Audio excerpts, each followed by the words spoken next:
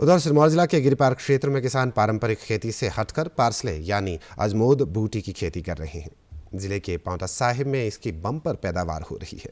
क्षेत्र की महिला किसान भी इसमें मुख्य भूमिका निभा रही है। इन दिनों किसान खेतों में फसल की कटाई में लगे हैं और फसल कटने के साथ ही देहरादून के डोईवाला की एक निजी कंपनी किसानों के खेतों से ही फसल खरीदकर विदेशों में आपूर्ति कर रही है।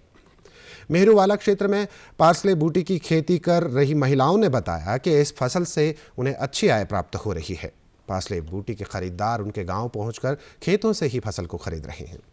उन्होंने बताया कि प्रति बीघा में लगी पार्सले की फसल से उन्हें 30 से 40 हजार रुपए प्राप्त हो रहे हैं।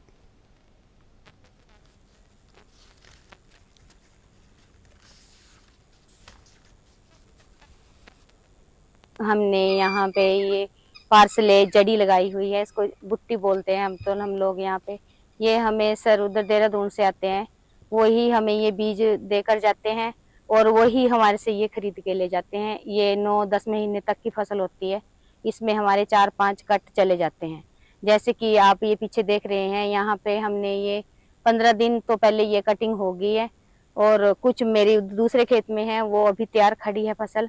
और इससे हमें अच्छा बेनिफिट है। घर में औरतें अगर हमारे से और कुछ नहीं हो सकता तो हम अपने खेत से कम 1 बीघे से हम 40-30 हजार की बुट्टी से पैसे कमा लेते हैं। ये हमने अपनी खेती में ये पार्सल बूटी लगा रखी है ना, और इसके मतलब हमारे को लाभ मिलता है। बुजुर्गों को कोई रोजगार तो है नहीं, और इससे अपना लाई करते हैं, अपना इस्तेमाल करते हैं, अपना रोजगारी चलती हमारी।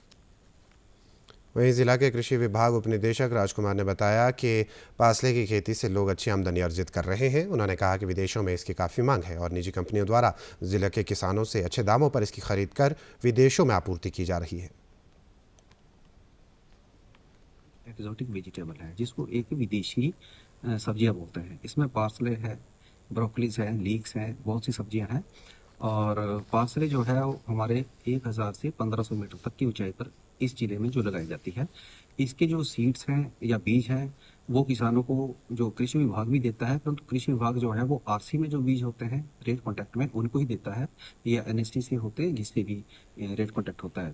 परंतु जो एक्सोटिक वेजिटेबल है उसके बीज के लिए विभाग ने जो है वो इस जिले में लोगों को लाइसेंस दिए हैं, और लाइसेंस के माध्यम से भी हम विदेशी सब्जियों के बीज लोगों को दिलाते हैं।